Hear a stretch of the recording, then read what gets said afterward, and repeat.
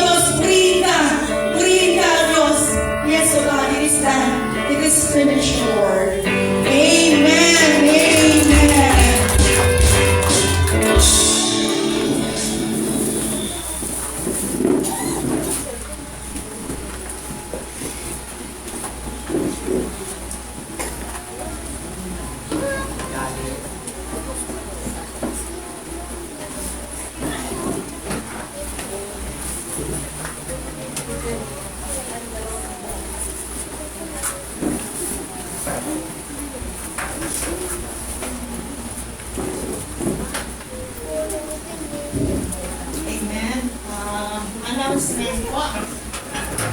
Patuloy pa rin po natin, ginagawa pa rin natin yung ating prayer meeting every Wednesday.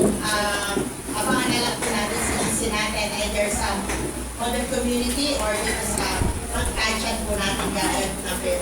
At tuloy-tuloy pa rin po, gawain natin kina Sister Tina. Wala po yata sila ngayon. Every Saturday po, yung very Sunday po natin. Yun lang po. Yung po may mga testimony reserve po natin next week kasi mahaba-haba po yung testimony pa, abutin tayo ng 3 oras. By the way, nais po bumati natin Sir Janet na happy birthday. Happy birthday, Sir Janet. Birthday! Sir, next week yung testimony ni Sister Janet. Kasi oras ko po ito. Nais ko po i-share sa inyo yung pinaranas sa akin ni Lord nung nagpunta kami ng Goa. Nung nagkaroon po kami ng opportunity na gamit namin in person si Apostle Catherine Crick. So, napaka-bless. Tama-tama ko po na kung gaano ako ka-bless. Imagine, ang nakasama po namin doon. Imagine po, nagpunta siya dito sa atin, sa Pilipinas, kasi umikot po siya sa buong bansa. Ang nakasama po namin, 21 nations. Imagine po natin na dumayo sila dito from Switzerland, Tasmania, India, Singapore, Malaysia. Talagang dumayo po sila dito kasi ginagamit po si Apostle Catherine ng Panginoon sa maraming sa deliverance, healing. So, nag-take ako ng time. Napakabilis po na pagpunta namin doon. At saka, sumama po lahat ng mga anak ko. Iba po yung feeling na feeling mo, andyan si Lord, yung ganung feeling. Kasi, ako, personally, kaya po ako andon, nais ko pong maranasan yung himala ni Lord para kay Maan. Kaya lang po, hindi yun ang itinaranas sa akin ni Lord. Marami po siya iba-ibang tinaranas sa akin. Una po dito yung faith ko. Na-realize ko nung time na yun, bakit dati, napahiya talaga ako. Dati nagtatanong ako, bakit si Maan? Siyempre nanay ako pag nakikita ko yung anak ko tuwing uuwi siya na may mga bukog, may pasak, kasi nabuong po siya. Dahil gano'n na lang at-age yung nakikita niya. Imagine, pagkaharap po siya ng malapitan, ilong na lang yung nakikita niya sa'yo. Diba bilang nanay, nakakalungkot, tapos sinasabi ng mga doctors na magugulat siya, pasara ng pasara yung paningin niya. Pero hindi ko manipilit yun dahil mabuti si Lord sa buhay ko. Tapos, na-realize ko rin na minsan sa mga pagsubok na papagdaanan natin, nakikita natin o nagtatanong tayo, bakit ako minsan, bakit kami minsan. Pero lagi natin nababasa yung magalak kayo kapag dumaranas kayo ng iba't ibang pagsubok. Noon nagtatanong din ako, paano ka magagalak samantalang dumadanas ka nga ng pagsubok? Ang pinarealize ko sa akin ni Lord ay yung mga pagsubok na yon, tayo rin po mismo ang mag-benefit. Kasi lalong tatatag yung faith natin, lalo natin siya makikilala, lalo tayo pagpapagamit sa Kanya sa pamamagitan ng mga napagdaanan natin yon. At kilala tayo ng Diyos. Kaya inaalaw niya yung mga pagsubok sa buhay natin. Dahil alam niya, hindi tayo susuko. Alam ng Diyos na hindi tayo mahina. Alam ng Diyos na magpapatuloy tayo. At niliready tayo ni Lord para magpagamit sa Kanya. So, purihin ang Panginoon. Nung nandun kami, pinakita rin ni Lord na may mas worse kay Maan. Andun yung isang grupong mga bulag. Andun yung isang grupong mga pipe. Pag nagsa-sign language sila. Pero andun sila. Na alam namin, isa yung inaasam namin na pagalingin ni Lord, na gumawa ng himala si Lord. Pero alam niyo po, nung in-expect ko na hindi yun ang nangyari, initially, nalungkot ako. Pero alam niyo po, si Maan, siya yung nagpasaya sa akin. Binigyan niya ako ng mga verses na gumaan yung loob ko. Ako kasi bilang nanay, imagine mo, although hindi, ibabagitin ko po para ma-encourage yung mga ibang mga anak natin. Si Maan po, siya yung, meron po siyang diferensya na hindi po talaga niya kaya lahat. Pag magtutupi siya ng damit, nahihilo siya dahil sa mata niya. Pag magwawalis po siya, pero ginagawa po niya yun, na hindi siya pinupukpok, hindi siya inutusan, hindi ko siya pinagmamalaki. Gusto ma-encourage yung mga normal na bata. Actually, oo, si Maan hindi siya kapareho natin, na nakikita natin, meron tayong peripheral, nakikita natin yung side natin, kahit nakatingin tayo dyan, nakikita natin yung iba, tsaka ibaba, at saka yung sa ilan. Imagine nyo po, magwawalis siya, malinis yung, parang ibigin, yung katabi nung minalis niya, meron dito na isang may buhangin. Pero, sige pa rin po siya. Gumagawa siya sa bahay, hindi siya inutusan. Tatanggalin niya yung mga electric fan, linisan niya, nagkukusa po talaga siya. One time sorry po, medyo mahaba. One time pinagalitan siya doon sa munisipyo na lang siya doon. Parang may kukuhanin siya sa munisipyo. At natisog niya. Sabi, galit na galit siya, sabi niya, ganyan ba yung mga nagtatrabaho dito sa munisipyo? Mula mga term na hindi maganda, sinabi kay Maan. So, ang ginawa ng anak ko, umiyak siya ng umiyak. Sana anak, sinabi mo, at least may pakinabang. Meron ka bang pakinabang kahit ganyan yung sitwasyon mo. So, purihin ang Panginoon. Pinakita rin sa amin, sa kaya ako parang ako yung nagpapagamit kay Lord, pero parang si Maan pa yung mas malalim ang faith niya. Talaga, siya yung nagko-comfort sa akin kung bakit ganyan yung sitwasyon niya. Siya yung nagpapalakas ng loob ko. Tapos napakabuti ni Lord na sa mga tanong ko na siya mismo, si Maan mismo ang sumasagot. Sabi ko, bakit yung anak ko? Sabi nung, minsan parang alam niya yung tanong ko, sabi niya, Ma, kung hindi sa akin nangyari to, what if kina kuya? Paano sila magpapamilya? Paano sila maghahanap buhay? Ganun siya selfless. Ganun ang puso niya talaga. Tapos, sabi niya, tingnan mo, mas grabe sila sa sitwasyon niya. Although lungkot na lungkot ako para sa anak ko. Yung mga tanong ko nung time na yun, ang himala ni Lord na ginawa niya, hindi pinagaling physically si Maan, pinagaling niya si Maan, yung faith niya, lalong lumalim, lalong nakilala niya si Lord.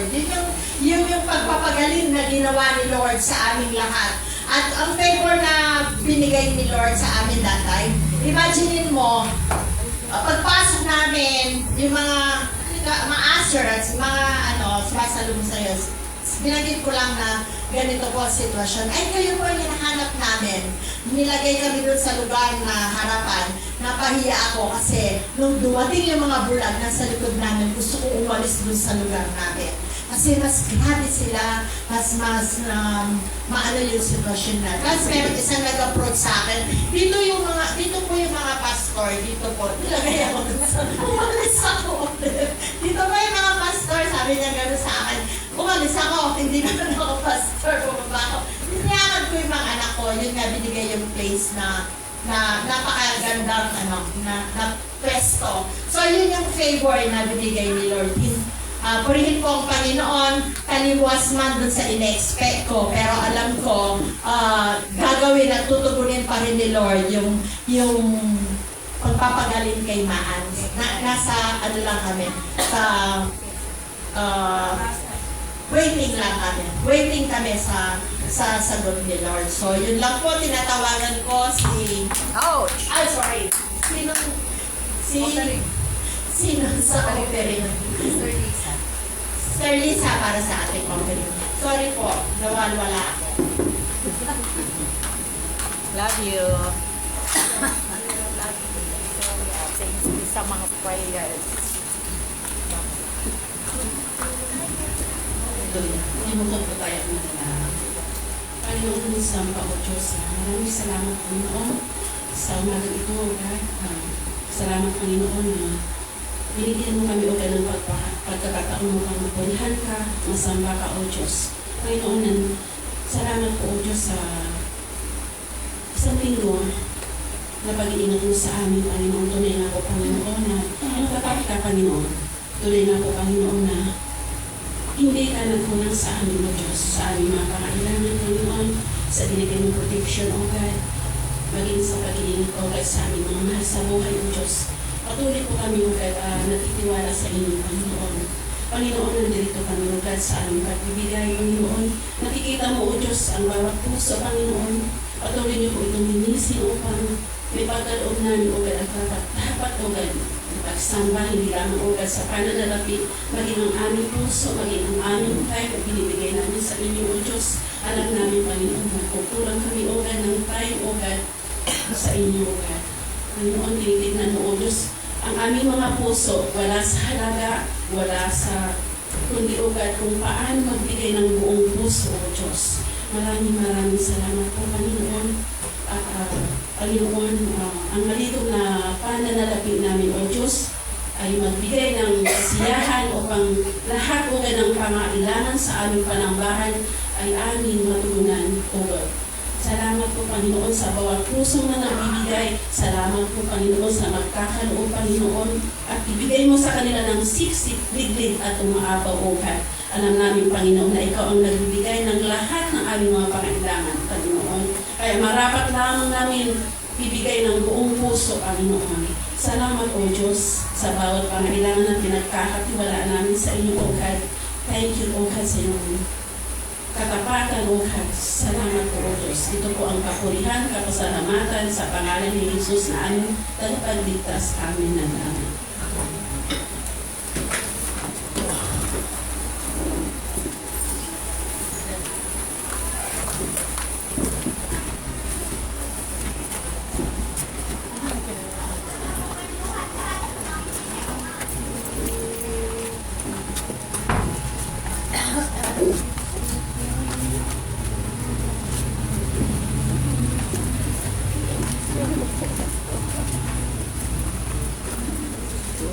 Mamaya usap tayo.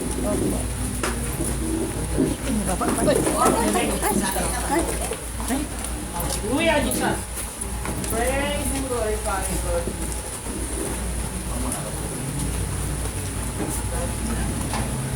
Right.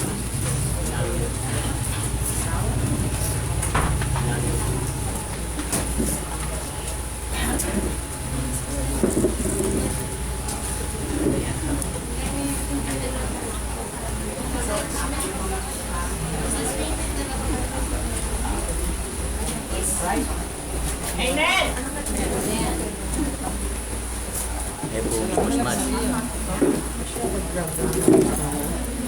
Na-overwhelm siya. Pag nagkadikit siya sa atin, na-overwhelm siya.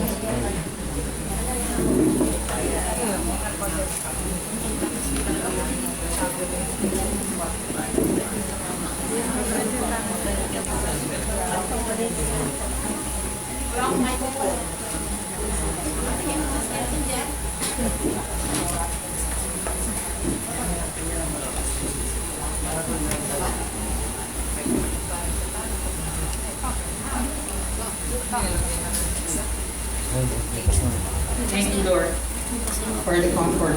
Please. Magsamasan na ka, magsamasan na ka. Kaya nakamama ko yung pesto. Yan na anak ko. Yan na nga mo. Diretso.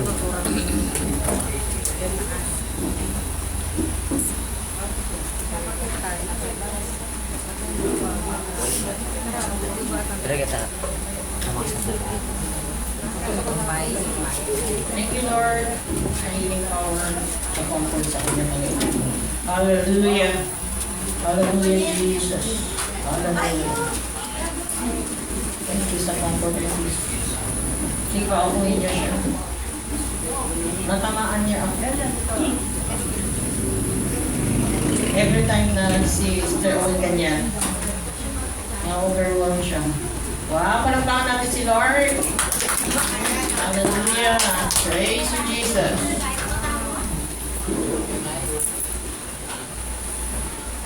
So tayo, dadako tayo sa mensahe ng ating Panginoon. Alam nyo na-prepare ko na yung message for Monday pa. Tapos biglang paggabi binago ng Panginoon. Natutuloy ako alas 2 na. Puyat, pero it's worth it. Kasi syempre, si Lord din ang dapat masusunod. Siya nakakaalam sa puso ng bawat isa sa atin kung anong dapat ihayag niya sa atin. Kaya sa kanya tayo umasa na ang buksan niya ang ating spiritual na unawa. Napaka-importante po. Habang nakaupo po kayo dyan, ihingi niyo po talaga kay Lord. Lord, buksan mo talaga ang aking spiritual na unawa. Kasi kahit yung mga kahapon nakaroon kami ng moment, kaya nag-invite kami sa inyo, pero konti lang kami kahapon. Napag-usapan namin kung gaano naging madali din sa mga early church believer, lalo na yung mga disipulo ni Jesus. Hindi rin nila nakuha kaagad ang mensahe kahit si Jesus nang nagpahayag sa kanila. So yun ang napag-usapan namin kahapon na kung nakarating sana kayo ay mas maganda ang mapakinggan nyo ang mensahe na ngayon. Although maging bahagi pa rin ito, pero yung kahapon na ibigay talaga ang buod ng Luke 24 kung saan makita natin kung saan nabuhay na muli ang Panginoong Jesus. Bakit kinailangan niya pang hindi mo na umakyat ng langit at sinamahan niya muli ang kanyang mga disipulo at yung mga sumusunod sa kanya sapagkat hindi nila naunawaan talaga. At ito yung maging topic natin ngayon, akma-akma sa pag-usapan natin yung 7 makapangyarihan pagpapala na ibinigay ni Jesus sa mga nakipag-isa na sa kanya. Alam niyo po ba yung 7 last word ni Jesus na bago siya na tuluyan lagutan ng hindi talaga yung Tagalog. Meron siyang binitawan 7 makapangyarihan pagpapala. Yung second last word is really a great blessing na gusto ni Lord ipaunawa sa atin kung bakit kailangan natin malaman ang lahat na ito kasi binigay niya yan sa atin. Binigay niya yan sa atin. Regalo yan. Mana yan na binigay sa atin ng ating Panginoon. So, mahinin pa ang celebration ng Holy Week. Lalo na dito sa Pampanga. Ano naging sitwasyon ng Pampanga? Naging tourist attraction ng Holy Week. Tama po ba? At taon-taon ito ginaganap. Na patunay na marami pa rin talaga hindi alam ang buong idea, ang buong blessing patungkol sa halaga ng pagkapako kay Jesus sa krus. Kung kaya naman para sa iba, para lamang itong palabas ang attraction. So hindi tayo nakaroon ng service talaga. Pero ikaw kapatid, paano mo ba na-celebrate yung Holy Week? Paano mo tinignan ang Holy Week? Nagpaalala ba ito sa iyo na ito lagi ang ating pinag-uulayan, ang magandang balita sa nagpapos ng ating Panginoon Jesus Kristo? Lalo na tuwing linggo, yan ang pinagbubulayan natin, di ba? Hindi nagkulang ang Panginoon magpaalala sa atin kung gaano tayo kamagpalad. Sapagkat tayo na isilang sa panahon ganap na natapos ni Jesus at nabigyan na niya ng solusyon ang pagkawalay o pagkahiwalay natin sa Diyos. Kaya naman, sa totoo lang, malalim ko naisip ang kamanghang-manghang pag-ibig ng Diyos sa atin. Bakit? Sapagkat ganito ang ginawa niyang solusyon para maibalik tayo sa liwanag mula sa pagkabihag natin sa kapangyarihan ng kadiliman. Hindi ito tulad nung nilikha niya ang sanlibutan. Nung nakita niya yung dilim, anong ginawa niya? Nagsalita lamang siya, "Let there be light," at lumiwanag. Tama po ba? Amen. At hindi rin siya kumuha muli ng alabog or gumamit ng anumang bagay para ayusin ang ating pagkatao. Iba ang ginawa niya. Buhay niya ang inalay niya para maging ilaw at asin siya ng buhay natin.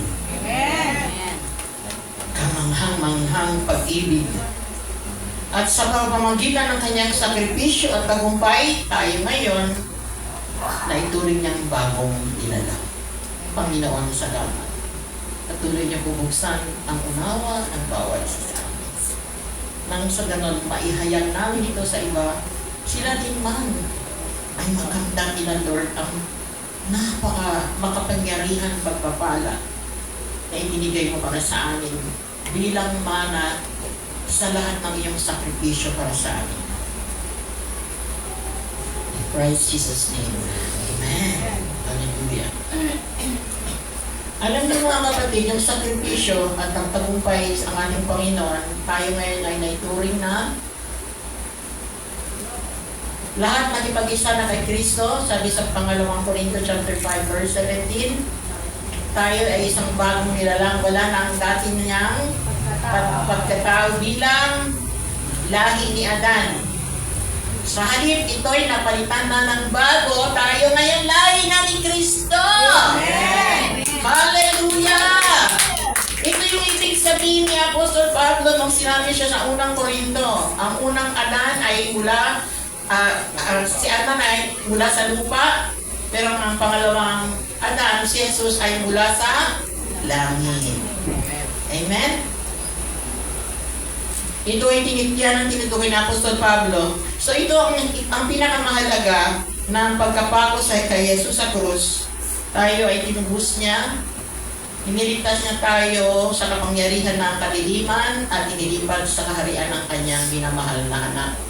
Amen? So, ang Holy Week na sineselebrate na ginagawa nila parang tourist attraction, hindi po ito biro. Sapagkat ganong paraan ang ginawa ng Diyos pagtubos sa atin mula sa kaliliman, mula sa kapangyarihan ni Satanas at binigyan tayo ng karapatan maging anak ng Diyos.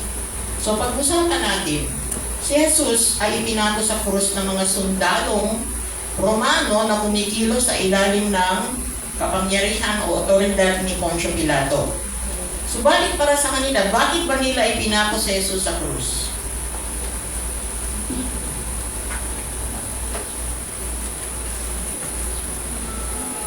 Pinako nila si Jesus sa krus sapagkat hindi sila naniniwala na siya ang Kristo.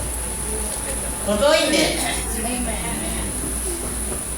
Kaya para sa hindi nakakaunawa ng katotohanan na ito, para sa kanila, attraction lang, for show lang. Ang mensahe tungkol sa pagkamatay ni Kristo sa krus ay kahangalan para sa mga tao na papahamak. Ngunit ito ay kapangyarihan ng Diyos para sa ating mga naliligtas. Sapagkat si Jesus ay napako sa krus dahil siya ang Kristo. Katuparan sa mga propesiya sa kasulatan. Amen? At nabigyan ito ng mas paliwanag ng anghel sa aklat ng Lucas sa mga kababaihan. At sinabi ng ganito, nawala na si Jesus doon sa libingan, siya ay nabuhay na muli at pinaalala sa kanila kung ano ang sinabi sa kanila. In the name of Jesus.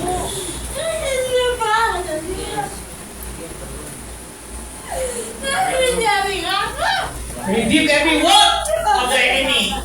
In the mighty name of Jesus. Speak your word. Hallelujah, Lord.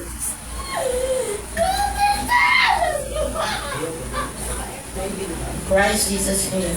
Christ Jesus' name.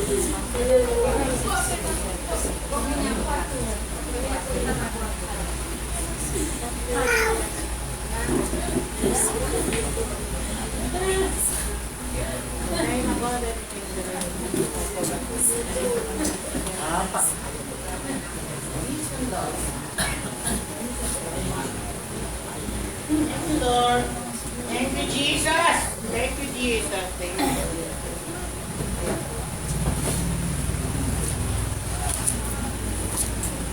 Amen?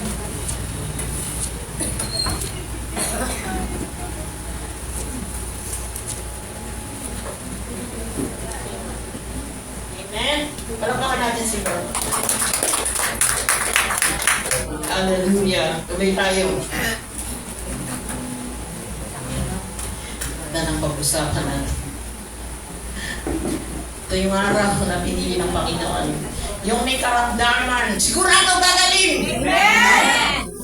Ang pamilya natin, kahit wala sila dito, sila din ang ay makakamtan nito. Amen! Sapagkat tatayo tayo dito sa katotohanan na ito. Pinatunayan ng Panginoon ang mensahe na ito napakahalaga. Na kinailangan, sabi ko nga sa inyo kanina, kinailangan ni Jesus pagkatapos siya ng buhay muli. 40 days pa niya, hindi pa siya bumalik. At isa dito sa nagpaalala sa Lucas 24, ang anghel na pinaalala sa kanila ang isang nag-iisang gospel na kailangan bigyan natin ng tuon at huwag natin ikahiya. Na nagpaalala sa kanila, sinabi na yan sa inyo, hinahanap nyo siya dito, nagdala pa kayo ng pabango. Nakalimutan nyo, hindi siya mangangamoy kasi hindi siya mananatiling patay, mabubuhay siya pangatlong araw. Amen? At pinaalala sa kanila, kaya mga kapatid, sabi nga dyan, kailangan talaga, ibig sabihin, kailangan ipagkanulo ang Panginoon. Kailangan siya maipako sa cross. Napako siya sa cross kasi siya yung Kristo. At ang matagal na hinintay na darating na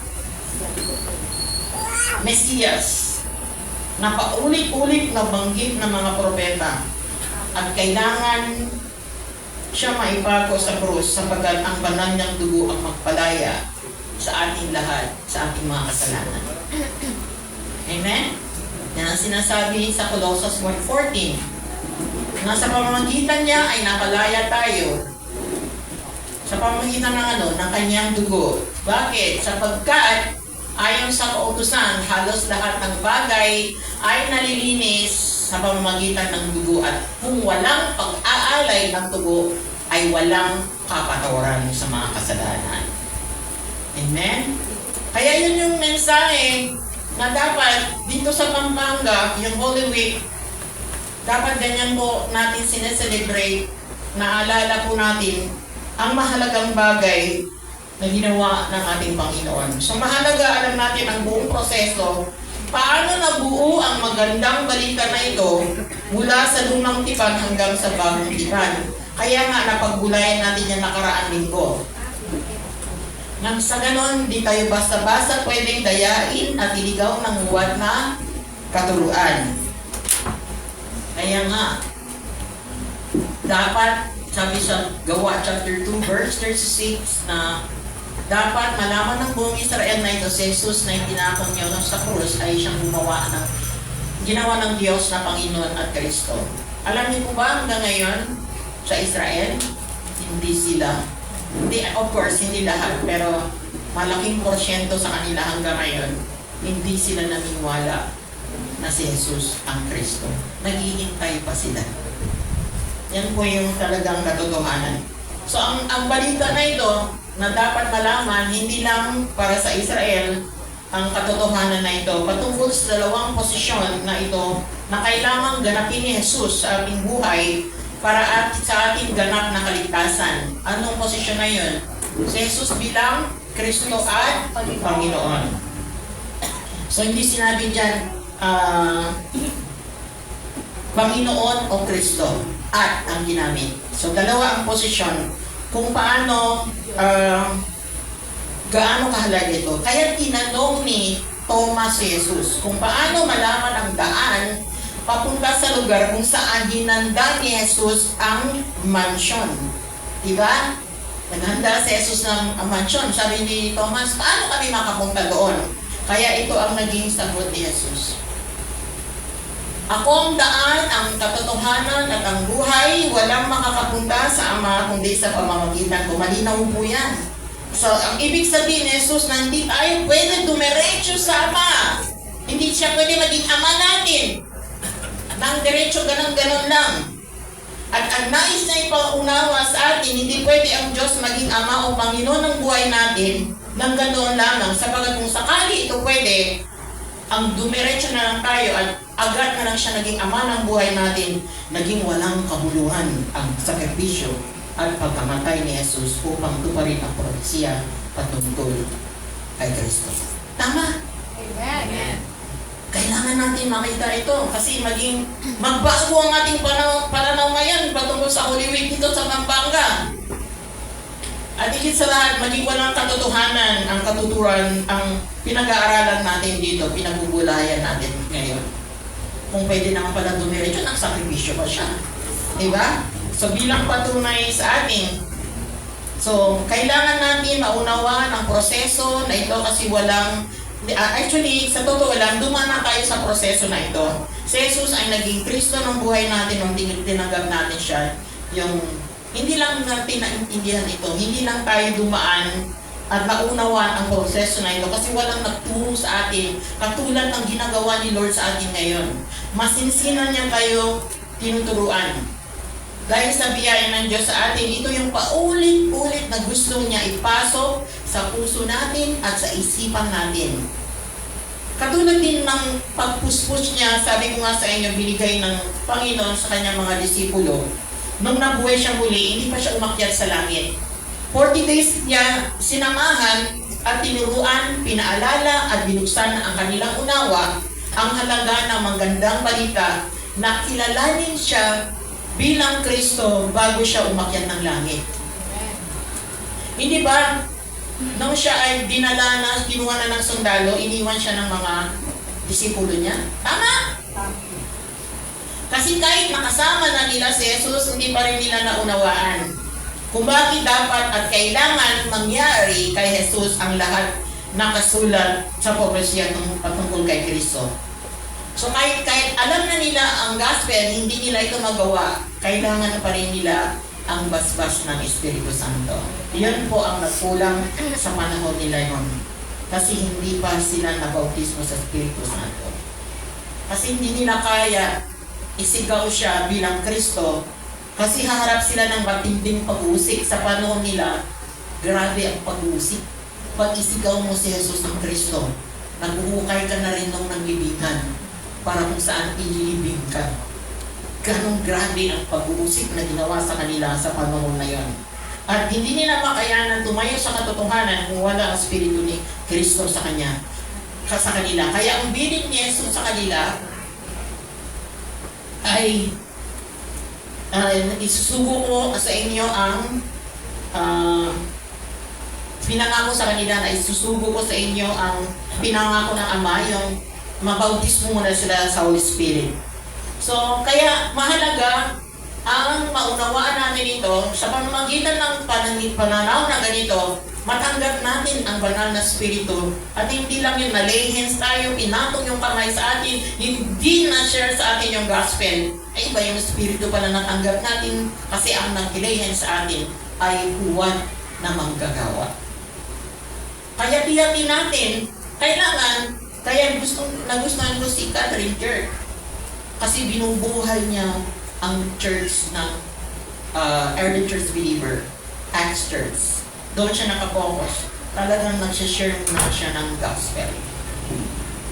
Amen? Nakaroon siya ng revelation. Kaya isa siya sa mga nakita ko na masabi ko talaga yung mga word na binibitawan niya, makikita mo talaga sa kanya ang humility. Amen? So siya ay instrumento lang at huwag natin kalilimutan yan. Siya po ay instrumento lang, katulad ng mga early church believer, tayo din ganon. Manatili lang tayo, instrumento. At gusto natin makita, paano sila nabuhay nung natanggap na nila ang bilang mananampalataya, pagkatapos sila na bautismo ng Espiritu Santo, anong naging buhay nila? Hindi ba ito yung katotohanan? Kaya sila tinawag na Kristiyano kasi nakita si Kristo sa kanilang buhay. Tama? Doon nung una tinawagan silang Kristiyano. So ganun ang naging buhay nila. Nakikita ang Espiritu ni Kristo sa kanilang buhay. Nakikita sa kanilang buhay ang ginawa ni Jesus. Kaya sila tinawag na Kristiyano. At paano sila namatay? Sila din man ay pinatay dahil wala silang tigil hinahayag si Jesus. Sa madla pinatunayan na si Jesus ang Kristo.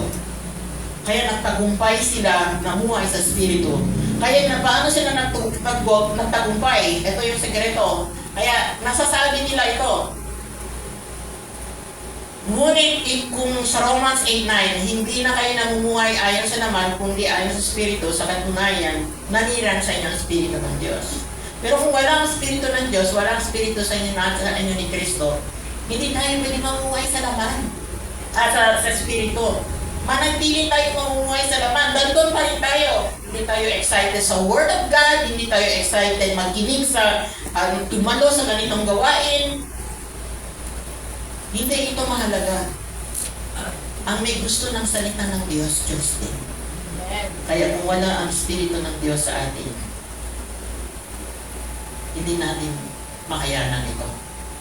Kaya mahalaga ang makita natin ang dalawang posisyon na gaganapin ng Panginoong Jesus sa buhay natin para sa ating ganap na kaligtasan.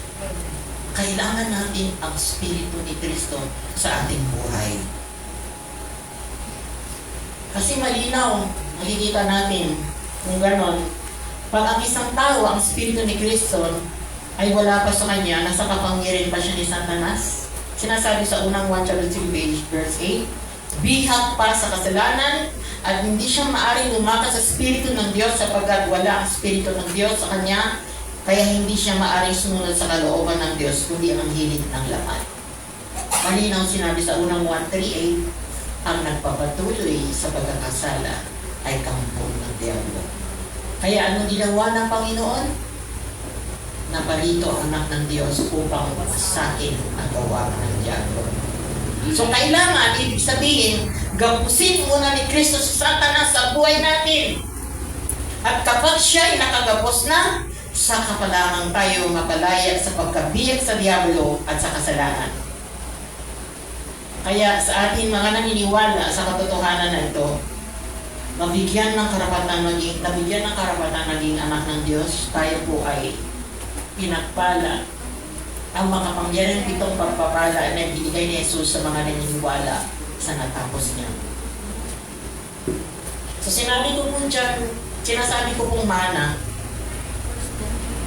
bilang halimbawa, kapag ang magulang, bago siya namatay, ay meron siyang iniwan mana sa kanilang mga anak sa kasulatan. O, ito para sa iyo.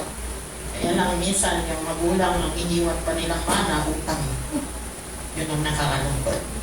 Pero ang iniwan sa ating mana ng ating Panginoon, binayaran niya lahat. Amen. Amen? Binayaran niya lahat. At kaya ito yung pag-usapan natin. Sapagkat ito ay naranasan na natin ito sa totoo lang. At bukod dito, nakasulat ito sa Biblia. Kaya pag-usapan natin ang pitong mana na binigay ni Jesus sa atin. Bagamat lahat ito ay katuparan ni Jesus sa propesiya, subalit huwag natin kalilimutan. Tinupad niya yan lahat para sa atin. Ganyan tayo kamahal. So marahil ito na lamang din ang kulang na paliwanag na kailangan ng iglesia na ito o bawat sa atin at sa mga kapatiran natin na nakikinig sa atin online, sa pamilya natin, para naman tuluyan na tayo mabuhay, malaya, masaya, mapayapa, magtiwala sa natapos na ni Jesus para sa atin. So ano ang mga pitong makapangyarihan? Alam na natin ito, pero binibigyan tayo ng paliwanag ng Panginoon na kakaiba para tuluyan tayo mabuhay sa kalayaan at hindi na tayo pwedeng dayain pa ng kalaban. Una, sa Lucas 23, hindi ko nababasahin, di ba? Ito yung unang last word, di ba? Ano? Ama, patawarin mo sila sapagkat hindi nila nalaman ang kanilang ginagawa. So anong mana binigay sa atin? Anong regalo binigay sa atin muna? Uy, ang galing. Forgiveness, kapatawaran, di ba? Hindi ba totoo ito? Isa tayong makasalanan. Nung sinagip tayo, nung tinubos tayo, nung tinawag tayo ng ating Panginoong Yesus, siya yung dumating sa buhay natin. Iniligtas niya tayo. May pinadala siya. Salita o may ginamit siya. Alalahanin niyo yung tao na ginamit ng Panginoon. Pinuntahan kayo at na-share kayo ng gospel. Kayo ang nilapitan ng Panginoon. Tayo ang nilapitan ng Panginoon. Amen? So ito yung una na binigay talaga sa atin ng Panginoon. Kapatawaran. Dahil yan ang layunin. Sabi nga, sinugo ng Diyos ang kanyang anak, John 3:17, hindi upang hatulan, sapat ng parusa, ang sanlibutan, kundi iligtas ka sa pamamagitan niya. Amen? Sapagkat hindi niya nais na tayo ay mapahamak. Sabi niya sa John 8:24, sinasummarize ko na lang, dahil mamatay tayo sa ating mga kasalanan kung di tayo maniwala sa Kanya. So hindi natin pansin-pansin yan. Nag-church lang tayo. So parang wala lang sa atin. Sa atin, okay na. Basta nag-church ako Sunday. Pakiramdam mo okay na. Everything is okay na. Pero hindi mo ma-enjoy ang regalo na ito kung hindi mo makita. Diyan Kanyang minahal. Kaya gusto niya, ibig ng Panginoong Yesus ipaliwanag sa atin ito.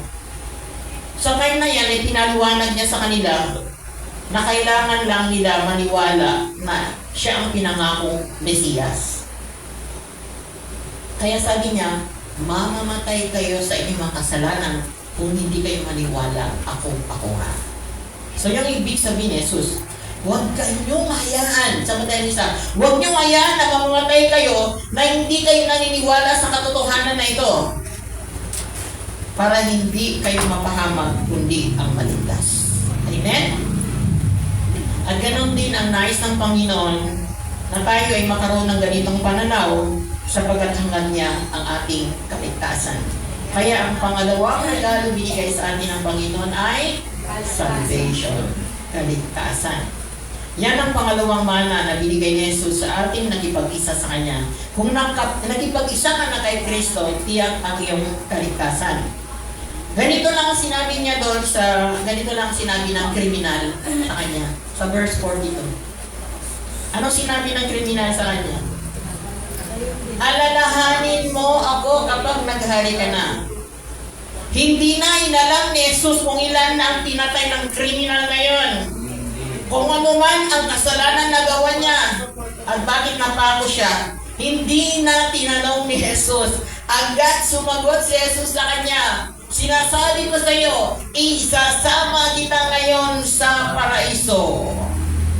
Salvation, tiyak na kaligtasan, ang makakasama niya sa kanyang kaharian. Agad ang binigay ni Jesus tao yan.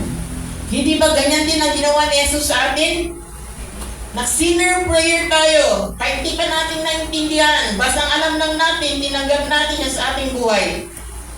Hindi naman niya sinabi sa atin, mag-aaral ka muna ng theology. Hindi ko binababa ang theology. Pagkatapos ng litas, maaari tayong mag-aaral. Kailangan din natin yun. Hindi niya sinabi, gumawa ka muna ng kabutihan. Hindi niya rin sinabi, magpakautismo ka na sa tubig, magbigay ka muna ng tithes. Gumawa ka muna ng kabutihan. Sa ganito tayo pinatunayan ng Diyos na tayo mahal niya. Nung tayo yung makasalanan ko, sinagip na tayo ng Kristo. Hindi niya nakita, ito si Nicholas. Si Nicholas, maayos ito. Kailangan na ito iligtas. Amen! Lublog tayo sa kasalanan. So maliwanag, ang kaligtasan ay mana lang, regalo lang, biyaya ng Diyos sa atin. Laman niyo po ba yung nais ng Panginoon sa bawat isa sa atin? Gusto niya talaga tayo maibalik sa unang plano niya. Siya ang Ama, tayo ay anak. Yan ang hangat talaga ng Panginoon. Kaya nagsakripisyo siya para sa atin. Kaya naman, ang pangatlong mana na binigay ni Jesus ay pamilya kay Kristo, family of God. Ang bigyan tayo ng karapatan na maging anak niya. Kaya nangyari ito, doon sa cross din, nakita ni Jesus ang kanyang ina.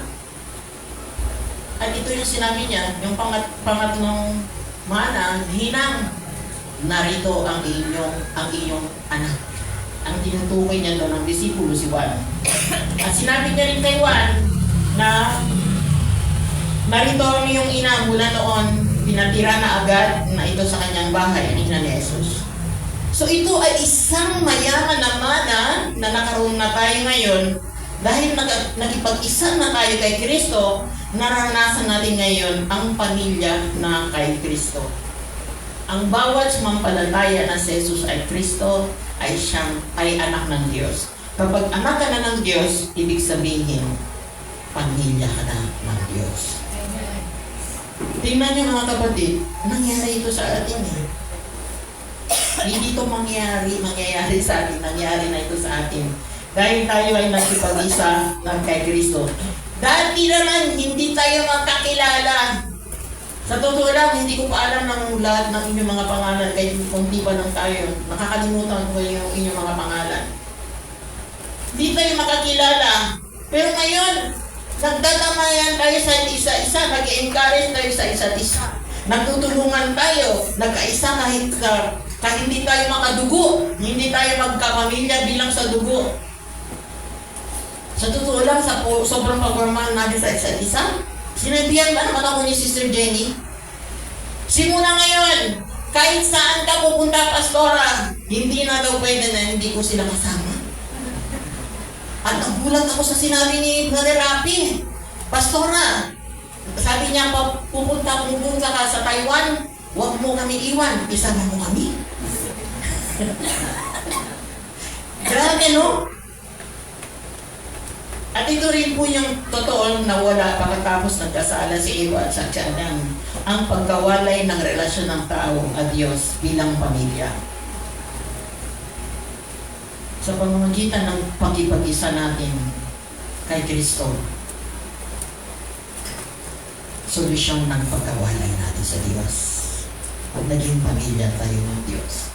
At hindi po ba totoo kung ikaw tunay na kay Kristo, ito ang susunod naman na binigay sa atin ng Panginoon. Ang number 4, no, sinabi niya, nauuhaw ako. Di ba? Yun ang binigay niya sa atin. Kapag tayo nakipag-isa na sa Kanya, nakaroon na tayo ng kauhawan. Ang sumunod sa kalooban ng Diyos. There is obedience in Christ.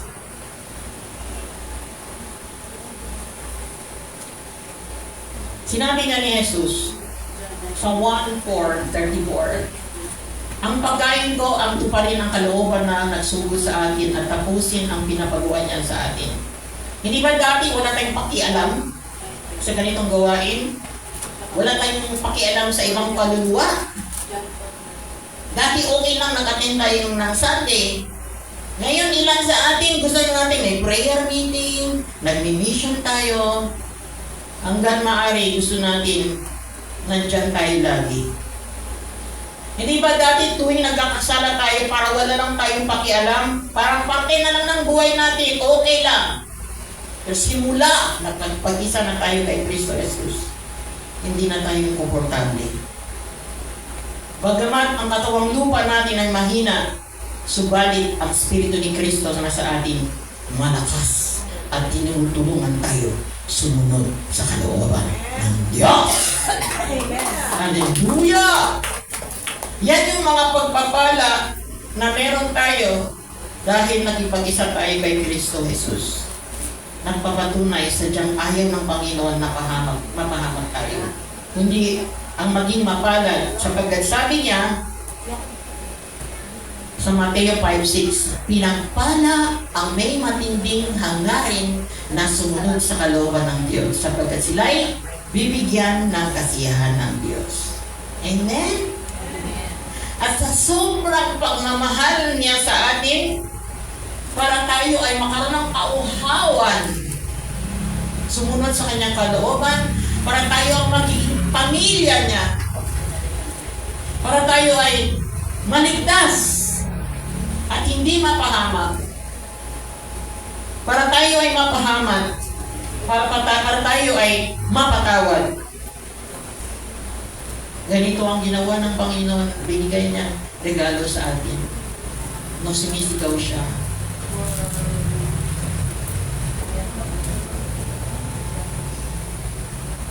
Na-reject siya para tayo ay tanggapin.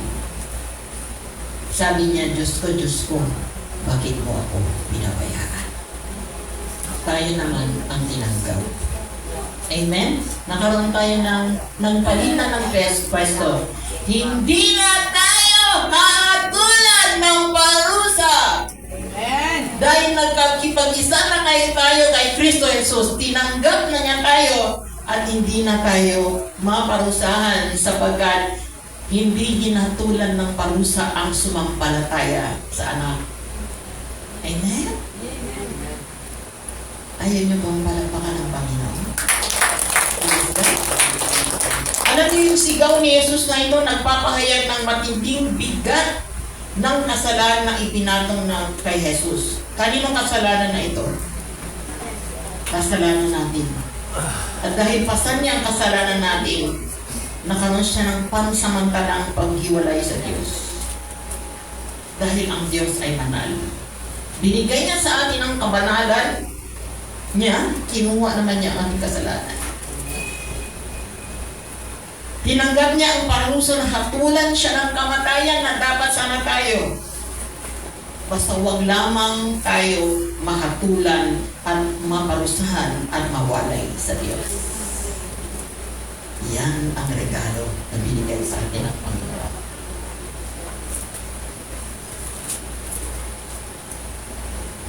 Praise God. Kalayaan ang binigay sa atin ng Panginoon. Hindi na tayo mahatulan. Kung nakakulong ka, absuelto ka na. Amen? Katotohanan ang nagpapalaya. Kaya huwag tayong matakot tumayo sa katotohanan. At ito yung katotohanan. Kaya ang sunod na sinabi niya, naganap na. Hindi na tayo paparusaan. Nasabi na niya, tapos na. Naganap na.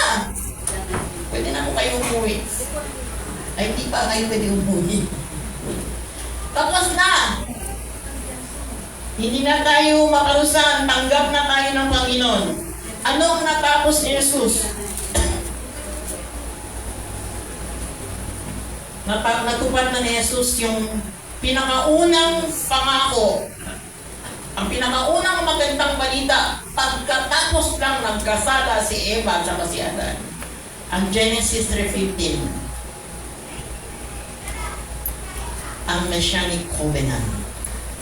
Amen? At dahil dyan, wala nang pwedeng makapag-iwalay sa atin sa pag-ibig ng Diyos. Kahit anong sitwasyon, basahin nyo yung Romans chapter 8, verse 31-39. Pag umuwi kayo mamaya, basahin nyo yan. Kung anong bagay, kahit anong pinagdadaanan mo ngayon sitwasyon kapatid, binigay na ang mana sa iyo ng Diyos. Kahit nagkamali ka pa, kung talagang ikaw totoo nakipag-isa kay Kristo, ito yung binigay niya mana sa iyo. Magkamali tayo, pero wala nang pwedeng makapag-iwalay sa atin sa pag-ibig ng Diyos. Hallelujah! Kaya ang last, nung sumigaw na siya, ang bilis natin, no? Ang bilis ng Panginoon, natatapos pala natin yung mahabang mensahe na ito. Ama, sa mga kamay mo, pinagkatiwala ko ang aking espiritu. Anong binigay sa atin ng Panginoon? Ang kahuli-huliang kaaway ng kanyang lulupigin ay ang kamatayan. Naranasan ito ni Stephen. Nung siya inusig, pinatay, binato. Anong sabi niya? Naranasan niya katulad ni Jesus. Nakita niya nagbukas ang langit at sabi niya, Ama, sa iyong kamay, pinagkakatiwala ko ang aking espiritu. Ano na ibigay sa atin ng Panginoon? Buhay na walang hanggan. Makasama ang Diyos.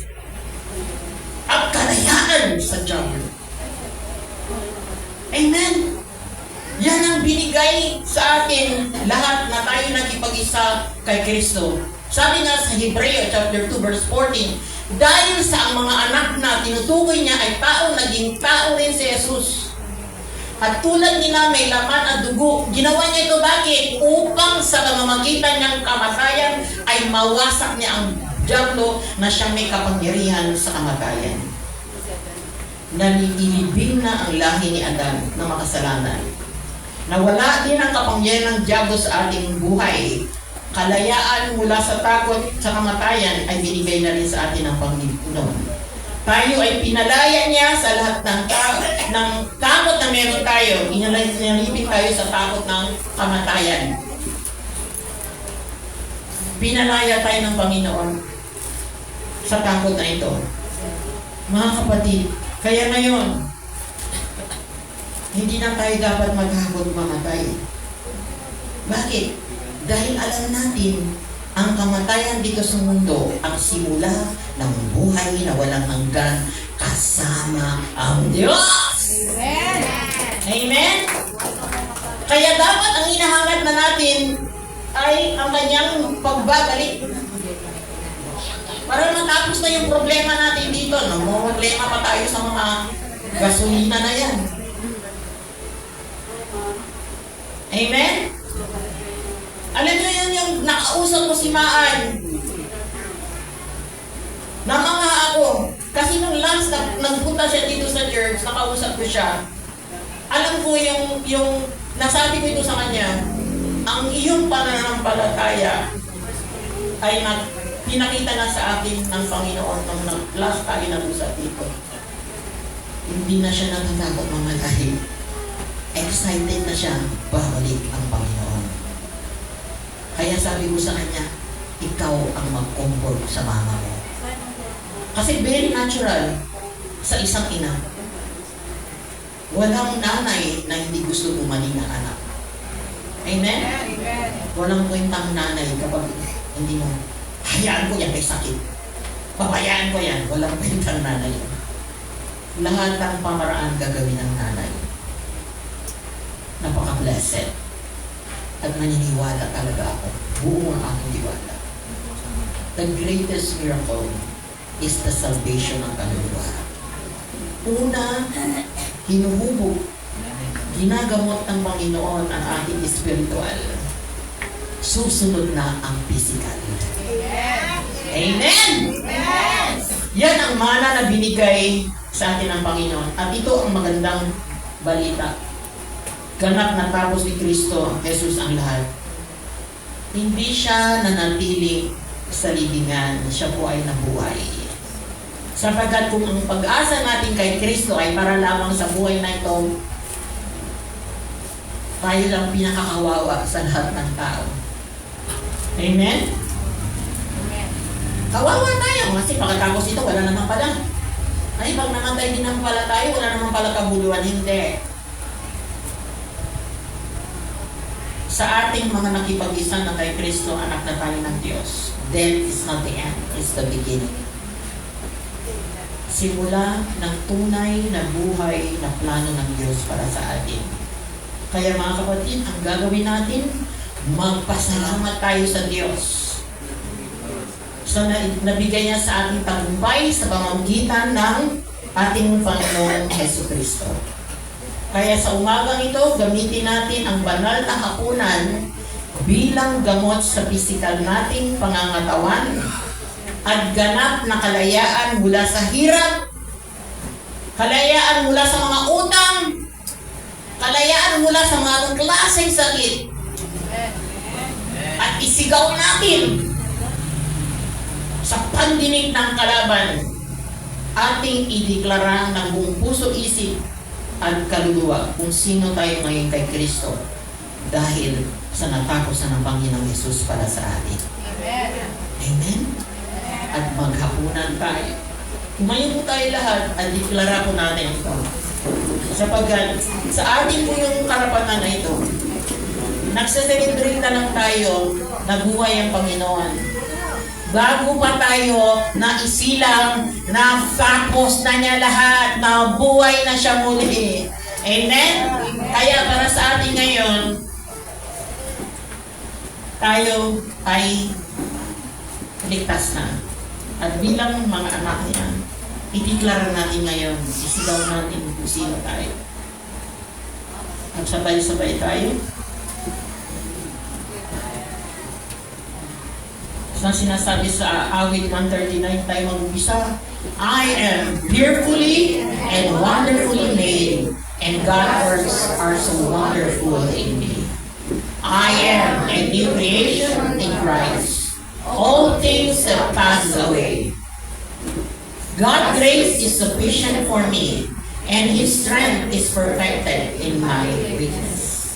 I'm strong and courageous, and God is with me wherever I may go.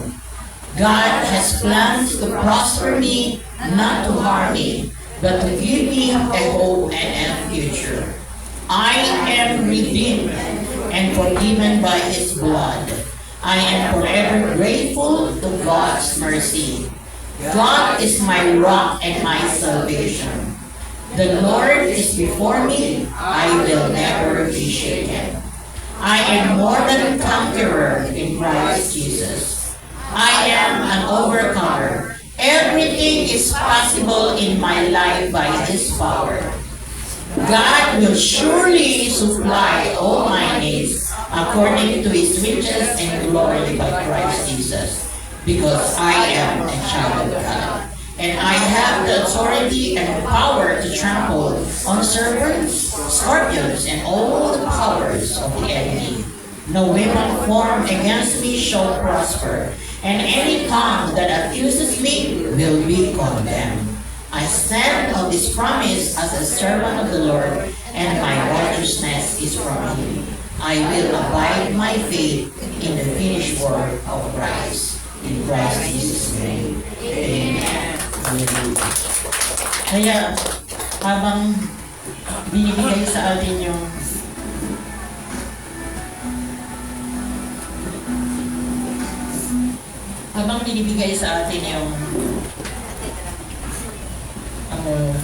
dinidistribute yung inumin natin ako. Mga kapatid, kayo po ay manalangin. Magkaisa po kayo sa panalangin.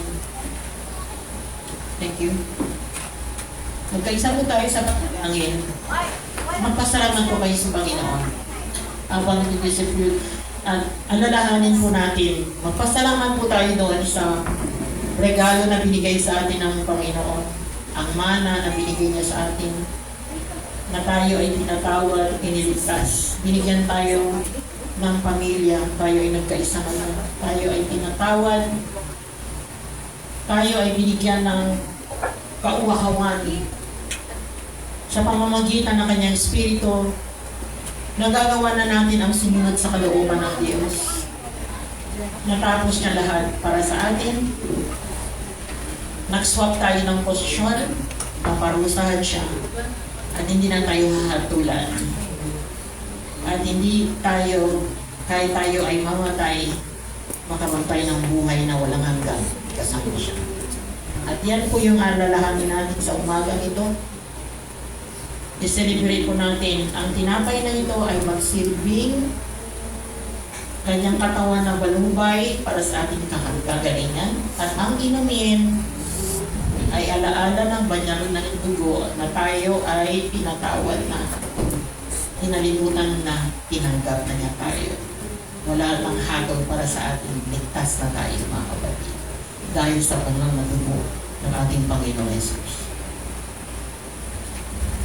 Sumandalo tayo manalangin. Lord, kami po ay nagpapasalamat sa iyo. Salamat sa iyong pag-ibig, dakilang pagmamahal sa amin.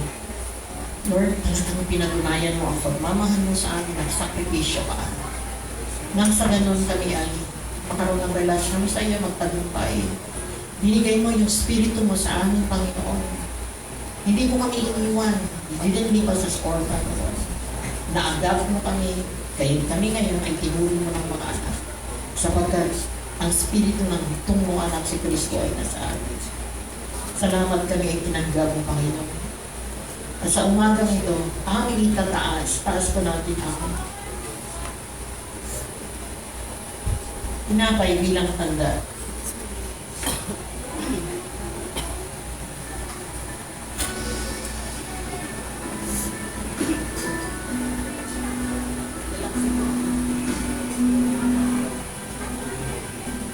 bilang alaala ng kanyang katawan na malubay. Nung dumampot din siya ng tinapay. At matapos magpasalamat sa Diyos, ay kanyang pinaghati ito at binigay sa kanila. Sabi niya, ito ang aking katawan na hinulog para sa inyo. Gawin niyo ito bilang sa akin. Aming inaalala sa oras na ito, Panginoon, ang sakripisyo na paduwa inyong katawan para sa aming kagalingan. Kakainin namin ito bilang gamot, kagalingan sa aming physical na pangangatawa. Tanggapin natin ito, mga kapatid. Alaala, pagkain natin ito, tayo ay magaling na pinagaling ng Panginoon. Sabay-sabay tayo kumain.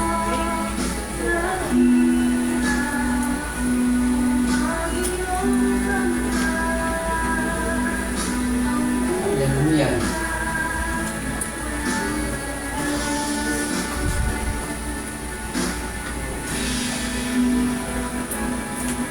Itaas natin yung kopa. Ganyan din naman, dinampot niya ang kopa pagkatapos magkakunan at sinabi, ang kopang ito, ang bagong tipan ng Diyos na pinatibay ng aking dugo, ang aking dugo ay mabubus alang-alang sa inyo. Iinumin natin ito bilang alaala. Tayo ay tinanggap, pinatawad, binigyan ng kaligtasan. Now and forever, tayo ay pinawalang sala. Maraming salamat, Panginoon. Nagsakripisyo ka at ang iyong mga dugo ay patunay na kami ay tinatawad mo na. Sabay-sabay po tayo.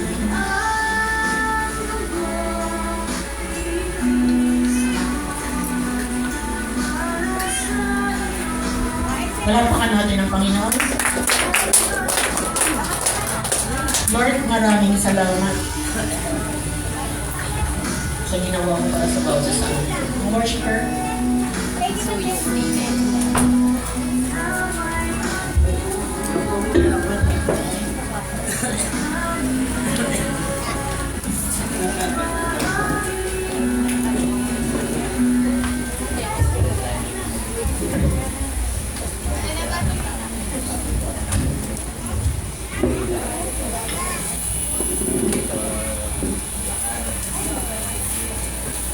Amen. Napakabuti talaga ng ating Diyos. Binigay niya ang kanyang buhay, ang kanyang dugo, ang kanyang katawan para sa ating kaligtasan. Ang buhay niya na napakamahal para tayo magkaroon ng bagong pag-asa na nagmumula sa Panginoon. Dahil sa pagmamahal niya sa atin, siya'y nabuhay na muli at bigyan tayo ng bagong buhay, bagong pag-asa. Napakabuti ng Diyos. Dakila siya sa ating mga buhay. Kaya marapat lamang na siya ay ating pasalamatan. Sabi nga sa unang Pedro 1:3-4, pasalamatan natin ang Diyos at ang Ama na ating Panginoong Jesucristo dahil sa laki ng habag niya sa atin.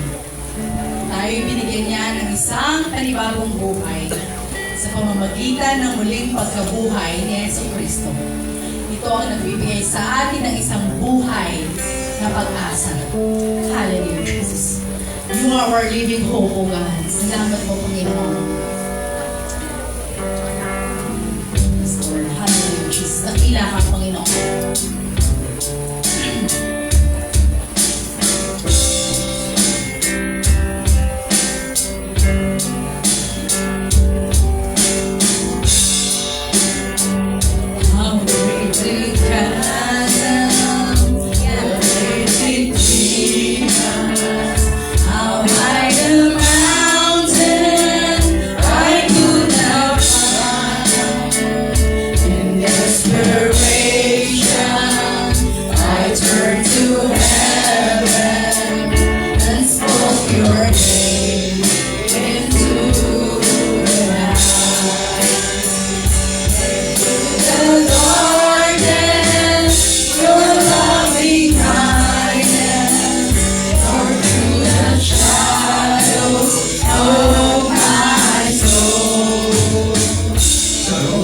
His faith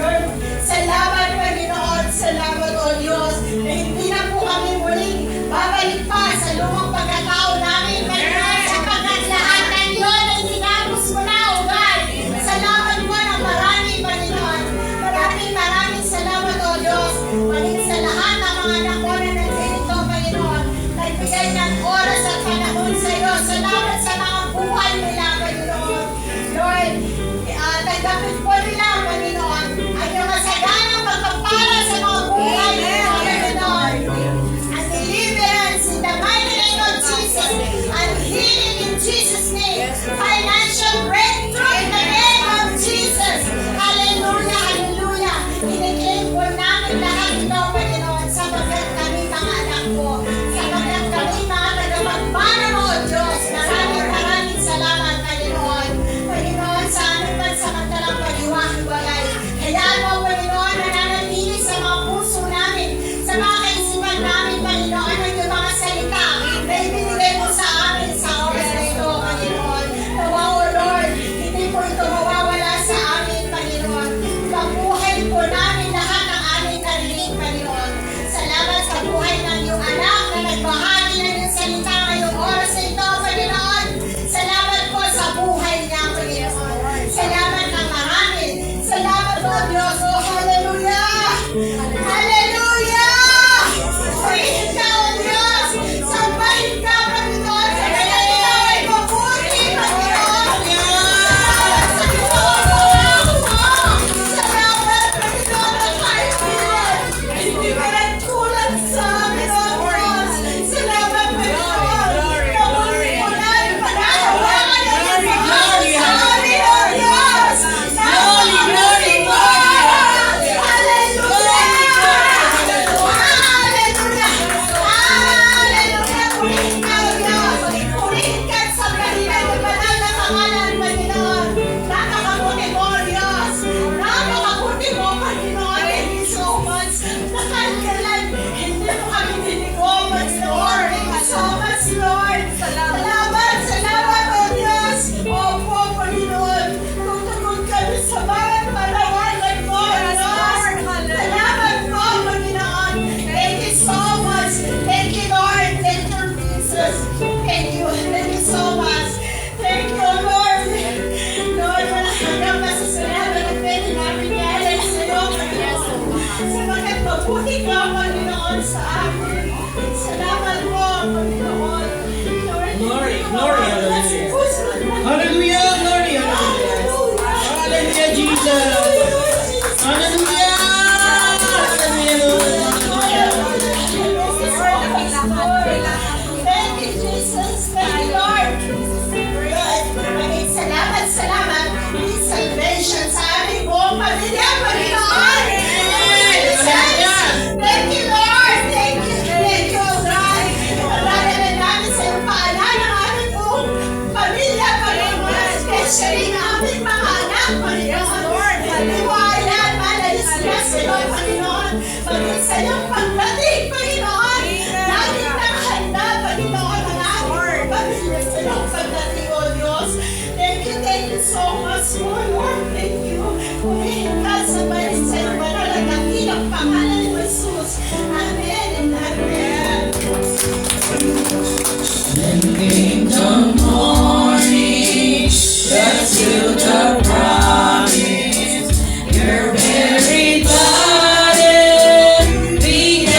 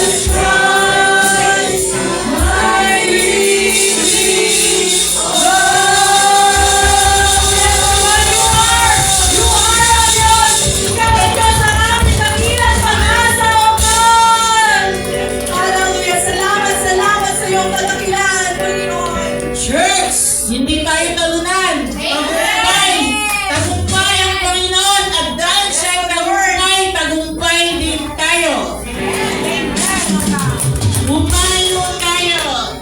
Go and fight from victory, not for victory. Amen. The grace of the Lord Jesus Christ and the love of God and the fellowship of the Holy Spirit be with us all. Christ is the same. Amen.